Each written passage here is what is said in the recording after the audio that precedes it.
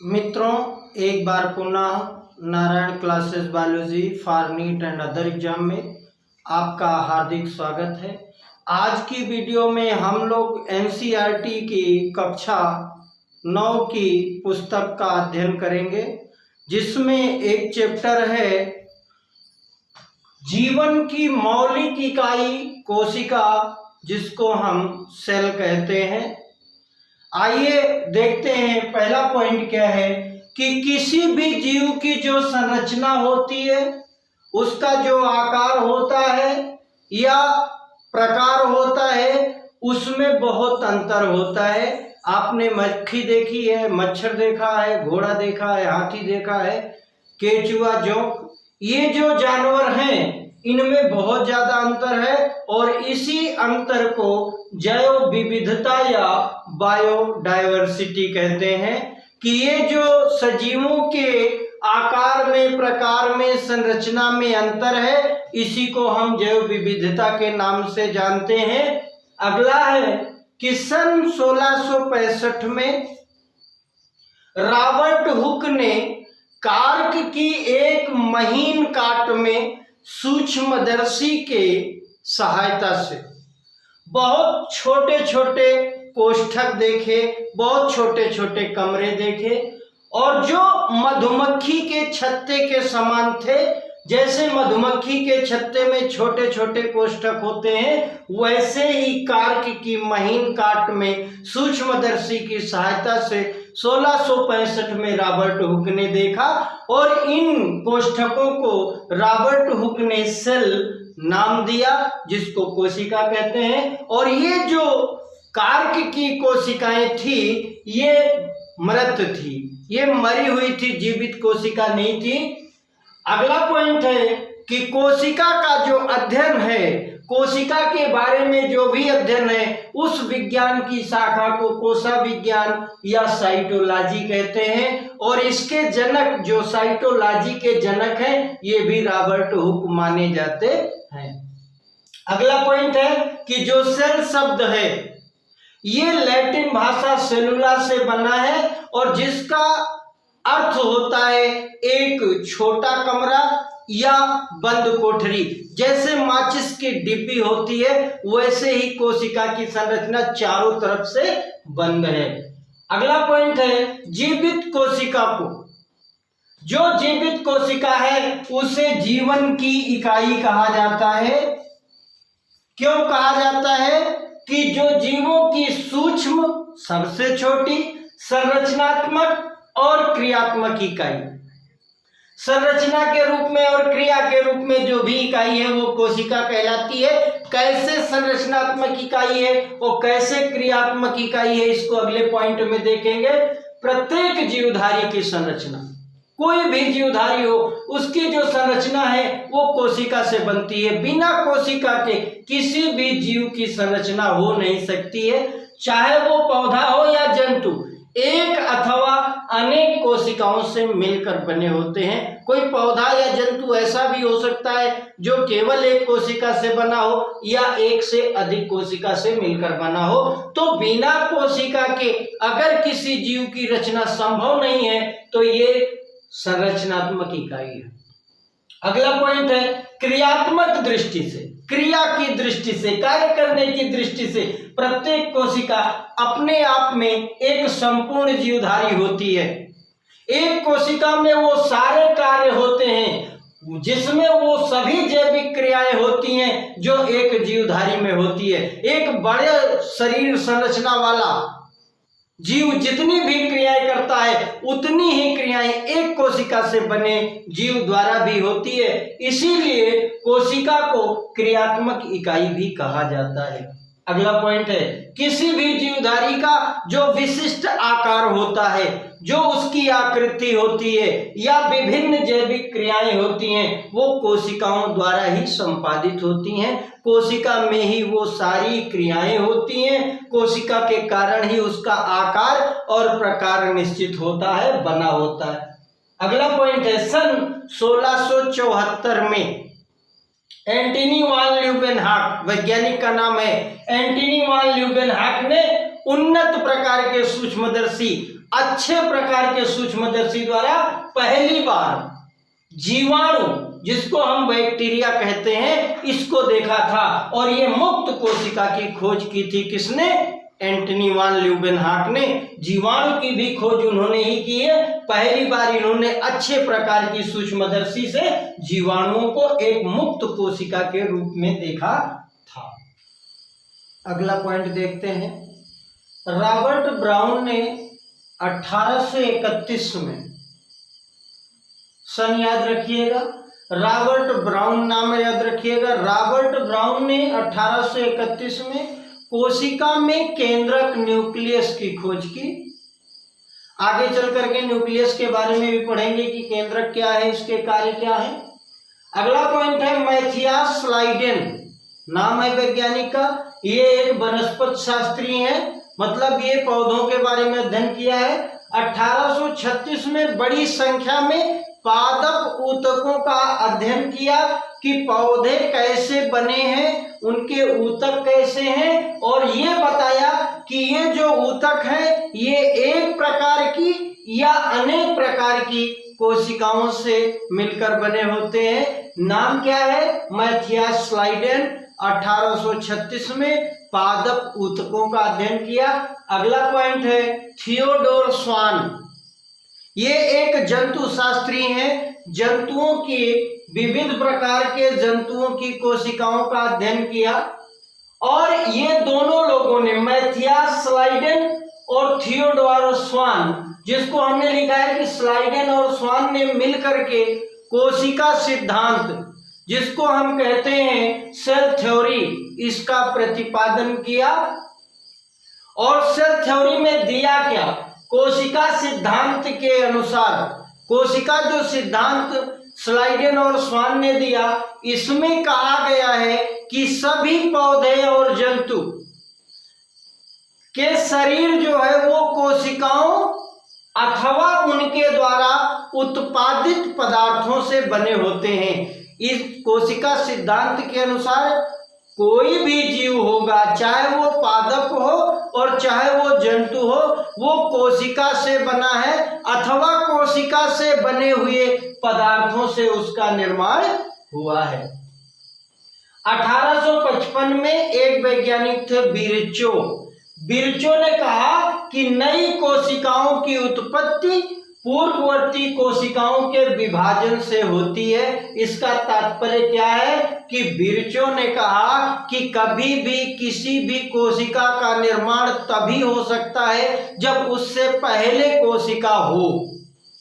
ये जन्म के सिद्धांत की बात कर रहे हैं कि जो पूर्ववर्ती कोशिकाएं हैं, जो पहले से उपस्थित कोशिकाएं हैं, उन्हीं के विभाजन से नई कोशिकाओं का जन्म हो सकता है। तो इसको भी कोशिका सिद्धांत में शामिल किया गया है। अब ये तीनों वाक्यों को मिलाकर के क्या कह सकते हैं कि जितने भी पादप हैं या जितने भी जंतु हैं, उनका जो शरीर का निर्माण है वो कोशिकाओं के द्वारा या कोशिकाओं से बने हुए पदार्थों के द्वारा हुआ है। और ये जो कोशिकाएं हैं ये पहले से जो उपस्थित कोशिकाएं हैं उन्हीं के विभाजन से बन सकती है। अगला पॉइंट है कि जो अभी हमने कहा कि कोशिका एक बंद कोठरी है, माचिस की डिब्बी जैसा आकार है, जैसे माचिस की डिब्बी चारों तरफ से बंद होती है, तो उसके अंदर एक द्रव भरा होता है, एक चिपचिपा लसलसा द्रव होता है। तो 1839 में पुरकिंजे महोदय ने, ये भी वैज्ञानिक हैं, जो कोशिका के द्रव तत्व है, कोशिका के अंदर द्रव के रूप में तत्व है, उसके लिए जीव द्रव्य या प्रोटोप्लाज्म शब्द दिया था। अगला पॉइंट है कि 1940 में वैज्ञानिक का नाम है नाल एवं रस्का, दो वैज्ञानिक हैं। इन्होंने इलेक्ट्रॉन सूक्ष्मदर्शी की खोज की। जो इलेक्ट्रॉन सूक्ष्मदर्शी की खोज हो गई, तब कोशिका के अंदर जो भी पदार्थ पाए गए उसका अध्ययन करना और सुगम हो गया और सरल हो गया। जो स्कूलों में सूक्ष्मदर्शी होती है वो कौन सी होती है? तो स्कूलों में संयुक्त सूक्ष्मदर्शी, जिसको हम कंपाउंड माइक्रोस्कोप कहते हैं, इसका उपयोग होता है। इसकी आवर्धन क्षमता, ये जो चित्र इसके नीचे लगाए जाते हैं उसको ये 300 से लेके 1500 गुना तक बड़ा दिखाता है। इसकी आवर्धन क्षमता 300 से 1500 गुना होती है और ये चूंकि प्रकाश के सहायता से कार्य करता है, इसे प्रकाश सूक्ष्मदर्शी या लाइट माइक्रोस्कोप भी कहते हैं। जो स्कूलों में है उसको चाहे हम कंपाउंड माइक्रोस्कोप कहें या लाइट माइक्रोस्कोप कहें, ये होता है। अगला पॉइंट है कि विभिन्न जीवों में कोशिकीय संगठन, विभिन्न जीवों में कैसे कोशिकाएं जुड़ी होती हैं या कैसे जो कोशिकाएं पाई जाती हैं। इसमें जो विभिन्न जीव हैं इनमें कोशिकाओं की उपस्थिति के आधार पर, कितनी कोशिकाएं हैं इनके आधार पर जीव को दो भागों में बांटा गया है। या जीव दो प्रकार के होते हैं। पहला क्या है?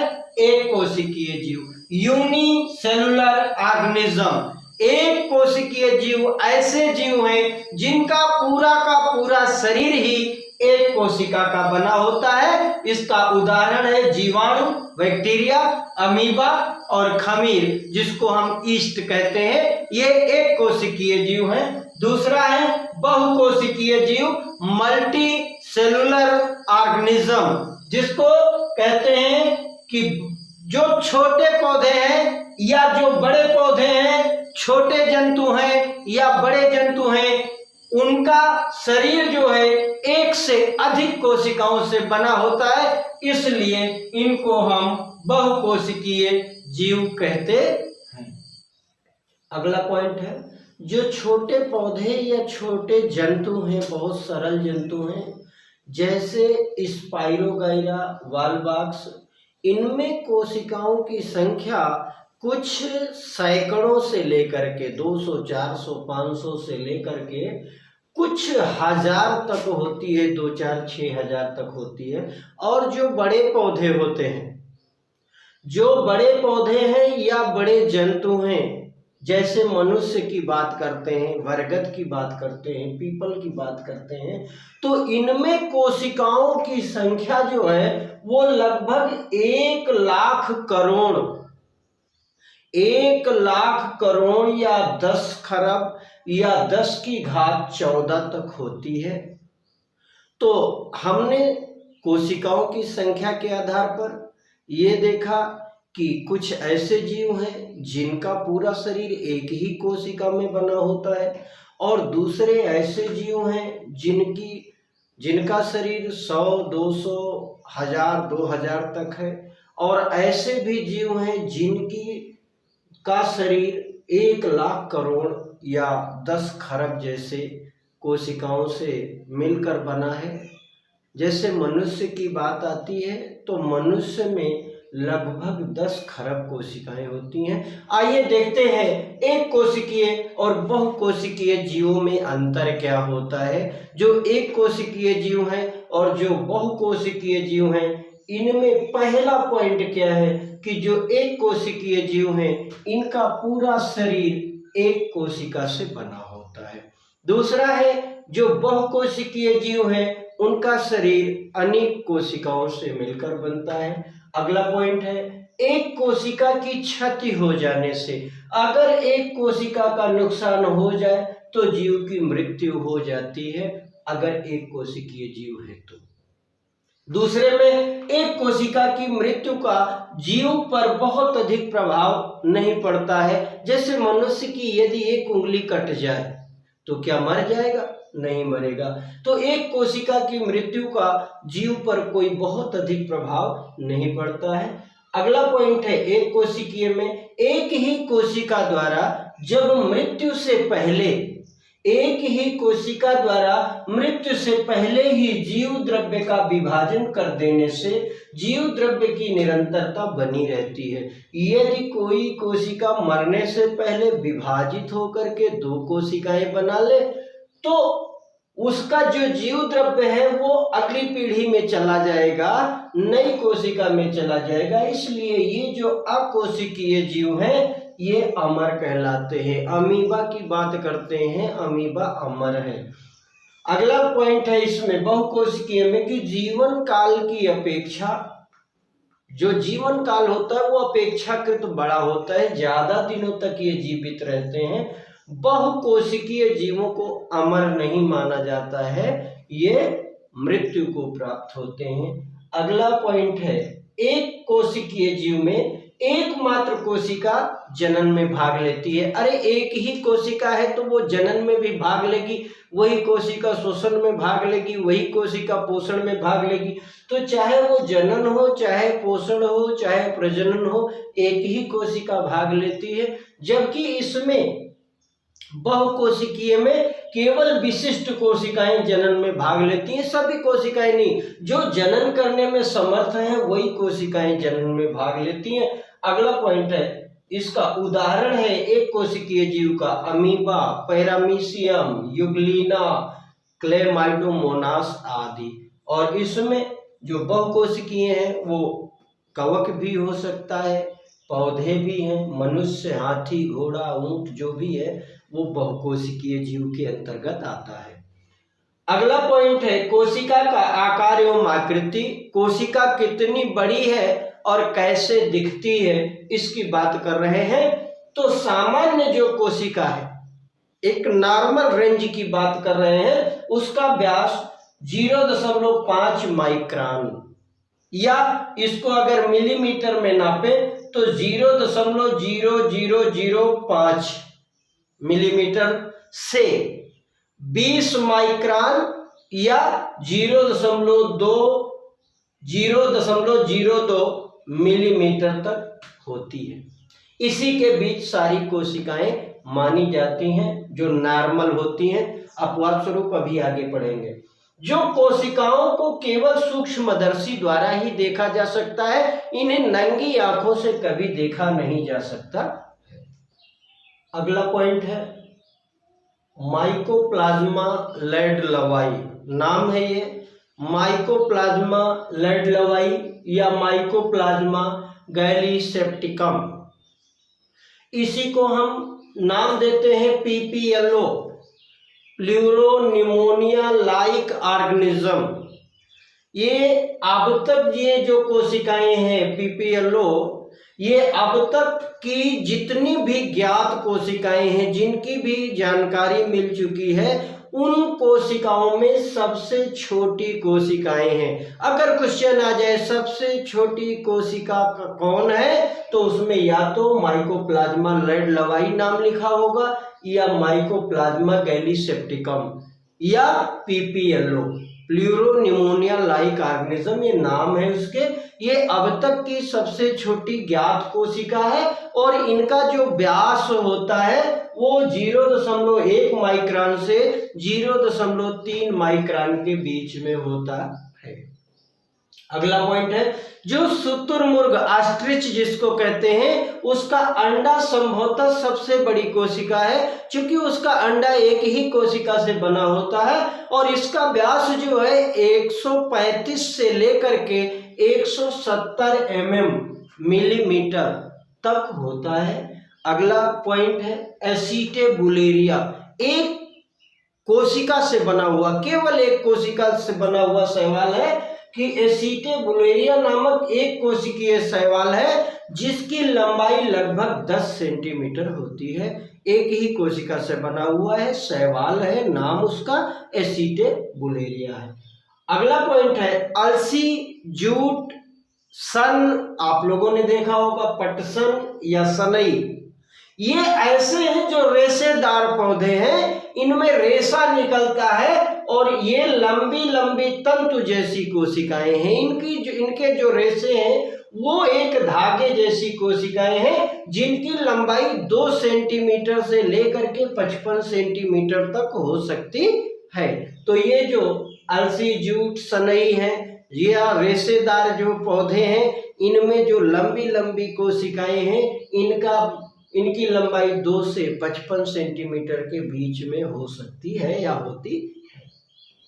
अगला पॉइंट है जंतुओं के शरीर में तंत्रिका कोशिकाएं, नर्व सेल कहते हैं, और इनका कार्य क्या है? ये सूचनाओं को विभिन्न अंगों से मस्तिष्क तक और मस्तिष्क से दोबारा दूसरे अंगों तक ले जाती हैं। जैसे आपने देखा होगा कि हमारे पैर पे जब मच्छर बैठता है तो हमें पता चल जाता है, पैर पे मच्छर बैठेगा, वहां से सूचना मस्तिष्क तक जाएगी और मस्तिष्क वहां उसका विश्लेषण करेगा, फिर हाथ को आदेश देगा कि मच्छर को उड़ाओ या भगाओ। तो ये जो सूचना वहां से मस्तिष्क तक, विभिन्न अंगों से मस्तिष्क तक सूचना लाने वाली और मस्तिष्क से विभिन्न अंगों तक सूचना ले जाने वाली जो कोशिकाएं हैं, उन्हीं को हम तंत्रिका कोशिकाएं या नर्व सेल कहते हैं, जो जंतुओं में पाई जाती हैं। इनका जो आकार है वो 90 सेंटीमीटर से 1 मीटर तक हो सकता है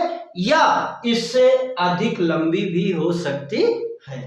अगला पॉइंट है, ये जो कोशिकाएं हैं यह बहुभुजी, बहुत सारी भुजाएं हो सकती हैं। बहुभुजी, घनाकार, घन के आकार की, घनाभ, घनाभ के आकार की, बेलनाकार, बेलन के आकार की पाइप जैसी, अंडाकार, गोलाकार या लंबवत हो सकती है। ये इनका आकार है।